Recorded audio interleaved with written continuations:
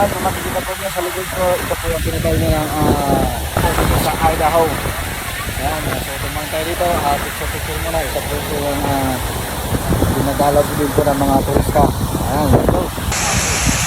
Ayan, nakita po niyo may waterfalls.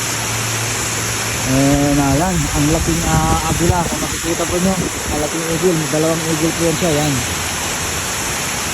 Ang ganda po nito. Isa po ito siya na dinadalaw din ng mga turista dito sa Idaho. Ayan, ang laking ilong. Ang ganda rin ng pagkagawa. So, ayan, magkabilaan pala na ano.